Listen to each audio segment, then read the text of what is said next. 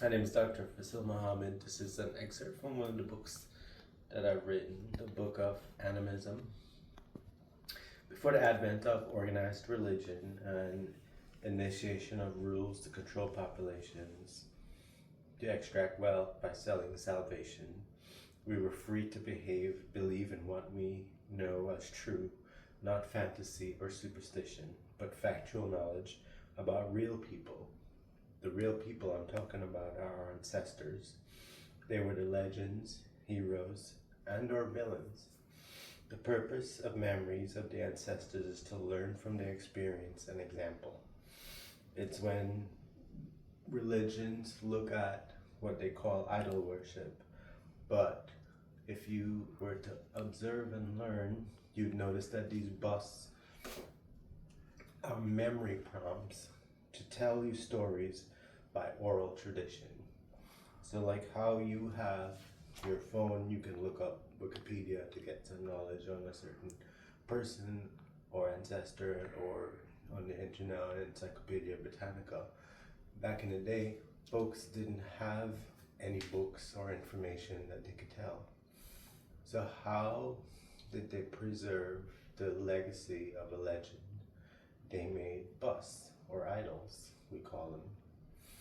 Now we make busts of ourselves in pictures and memorize them, and we save them to remember past events. So what I did again was, as with everything that I do, I don't say I'm samurai and not engage with the people of that culture and learn it, or study Hinduism and not live with Hindus, or study Tao Te Ching and not live with Chinese and study them. My whole life has been to study and learn and gain knowledge from everyone. When I realized that I was in a situation where I wasn't able to gain knowledge because I didn't have anyone to interact with, except a few people that loved me and cared for me, and I was on this quest to seek knowledge and gather, I was doing little, what I keep saying experiments, but they're actually living learning mechanisms that I do. So if I wanted to come up with solutions or answers, I would have had to study. For me, instead of religions and rules and what we have now in the metaverse is what information men put in, I would study and live with and learn from my ancestors. So essentially I mimicked what a Hindu temple would look like with busts, or if you look into the Olmecs and you see that they were Africans in Mexico thousands of years ago. What I did was I brought, instead of having busts, I didn't have anything but my clothes and some books that I had. So I placed a book or clothing, so a suit to represent Newton, something to represent Malcolm X, something to represent all of the past ancestors in Che Guevara, Lao Tzu with Tao Te Ching, Sun Tzu with The Art of War.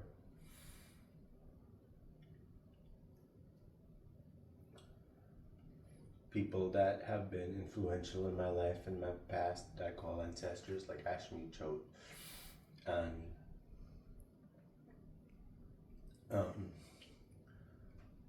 Imam Yassin Abu Bakr. So as I was doing it, what I was doing was gathering up and displaying clothing all around my home, but each of them was a bust or an idol to these great masters that I would have studied and learned from. So I'm saying to you, when we look at Hinduism or this is based off of African animism, and that's why the book of animism. We look and judge and say, look at them with their idols and they're worshiping it as gods. But that isn't how it started or what it was. It was memory comes. So in my idea, if I could surround myself with 5 ancestors that I read and believed in, then I could add Galileo, Aristotle, Machiavelli. So I kept going every day. I added and displayed an outfit to represent each of those masters. Now, this is going to come across, and I don't. If you approach life to learn, the way to learn is not to judge. I've never judged anyone, and it's allowed me to interact and learn from them. And I've used some techniques like dressing differently, acting differently, being animated. And what I've done is given most people a sense that they're smarter than me, and a sense that they're morally better than me, so that they may declare their cards and be comfortable to share knowledge. What I'm saying is, when we have lost our ancestors, the ones that have lived, mastered, sacrificed, we lose a lot of who we are. And I wanted to bring them all together in my own little shrine or temple or safe place where I can bring them alive, each of them based off of not belief, but factual things that I knew of each of them and their spirit and what they did in history. So I could stay in a constant state of study and interaction with each master. So what if I were to put this one here, something else here, something here, and they were all, at that time what I had was outfits. And then each day as I studied them and learned and I remembered what I had known before, I added an outfit to represent them.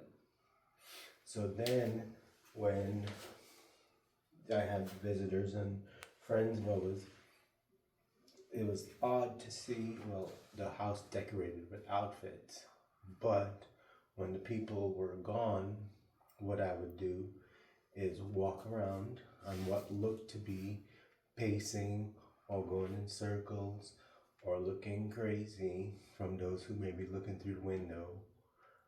What it was I would go up to each and remember how much I could remember about them, their knowledge, their spirit, and their impact. Then, as I moved to the next one, if it was a scientist or a freedom fighter or a philosopher or a prophet, I did the same with the next one. What it allowed me to do was bring alive a number of different ancestors and have their spirits, and by spirit I mean their power, because real power and real legacy and real eternal life, if we think about it, is leaving our names in the earth. So the idea is these great ancestors left their names. They left it for a reason, because they were the ones that sacrificed and were able to help bring about change. So if I wanted to learn more and bring about change, I would bring them back alive. So it wasn't that I was doing idol worship or something crazy. It was just memory tools. Now, take yourself back to when you don't have books, we don't have pictures, we don't have paintings, we don't have phones. What did they do? They made bus. they made idols. So if you see a Buddha, it's not to go worship Buddha, because that's not what Buddha was about. It's so the people could see Buddha, and now through oral tradition, I say to you, hey, there's Buddha. What do you know about Buddha? And let me teach you what I know. Then the next person would say, well, I know this. Then the next person would say, I know that. So what we're doing is we're learning and keeping them alive through an oral tradition. I'm saying to you, if I were to do this without these objects, which is what I did all of my life, because I have aphantasia, so I cannot see an apple and look up the apple test. I cannot see an apple and then close my eyes and imagine it.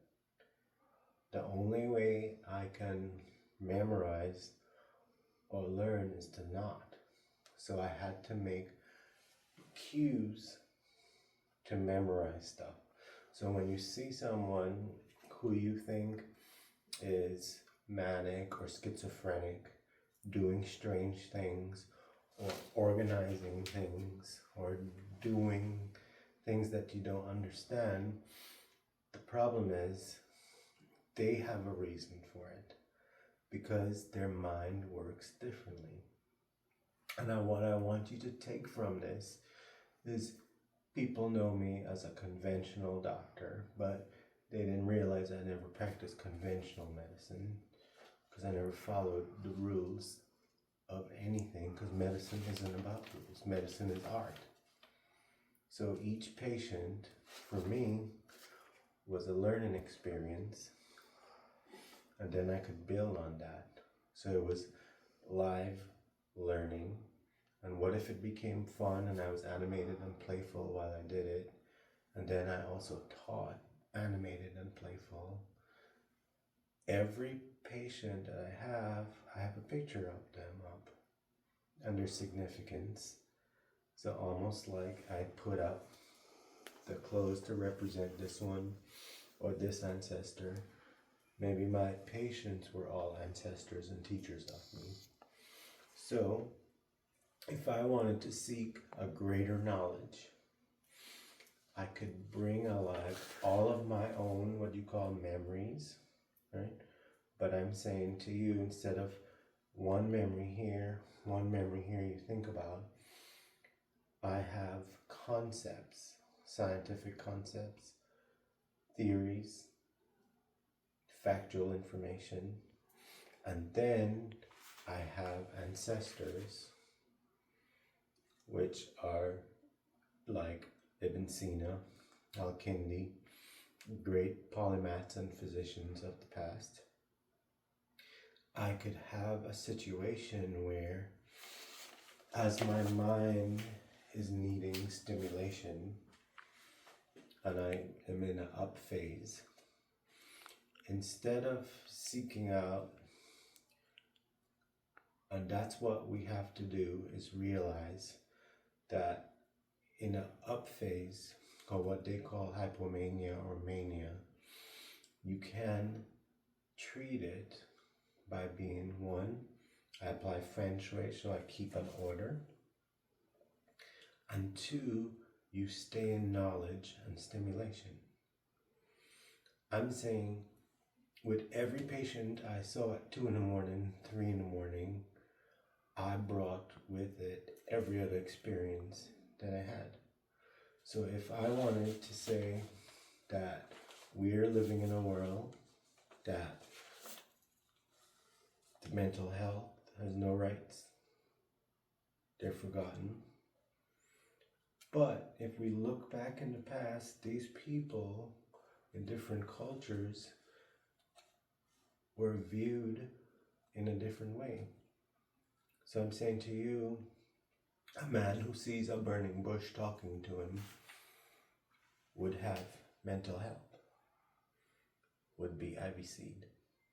A woman who said God got her pregnant, and I've seen it, would be IVC'd. A man who says he's the son of God would be Avicenna. A man who says he went to the mountain and spoke to Gabriel, who sent him a book from God, he would be Avicenna. What I saw in each and every psych ward was not wild and uncouth and crazy people, as you know. I saw the most brilliant people that I've ever met.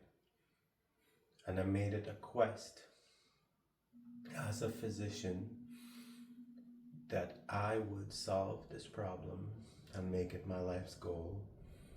One, as someone with mental health, but two, as a physician in my unique standing, that I could see and analyze behaviors, including my own. And that's where I would like to help people with bipolar, because when you're manic and in up phase, it's not to go party, it's not to go drink and have excessive sex and do that. It's to go and stay in study and stay in stimulation that's positive and healthy.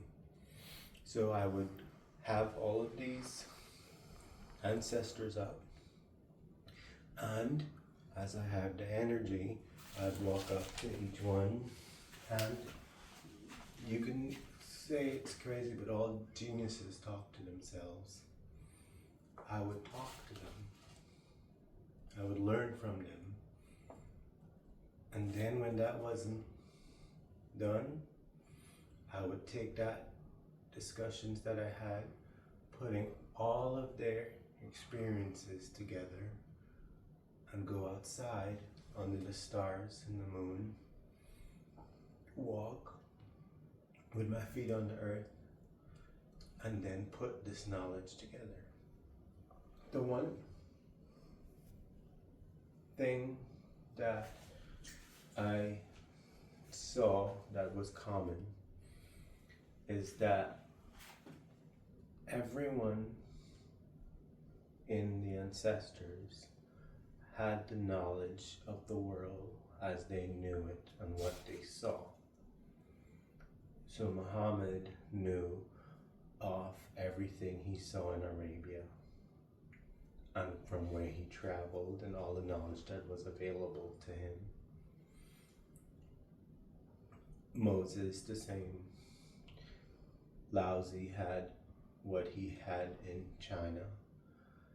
For the first time, what if we can have someone with a brain that is able to analyze, and not only analyze from reading and thinking, no, analyze this ancestor and then say Laozi or Lao Zhao and the Tao Te Ching, which I invite everyone to read. And then from reading that scripture or that belief system, I lived with Chinese people who practiced that. I lived with Indians who had creator, maintainer, destroyer. I grew up in a Muslim home. I went to Presbyterian school. I embraced Judaism. I'm saying my life has been about learning, and it's not just medicine, it's physics, chemistry, math, numbers, numerology, astrology, and the list goes on, because what I'm saying to you is, if we were to say, hey, let's put away our devices, put away our pleasures, and what if we stayed in nourishment? And my whole idea, and in the book of the void, was I came up throughout all of this with an equation that summarizes the psyche and mental health. and I'll describe it in the next video.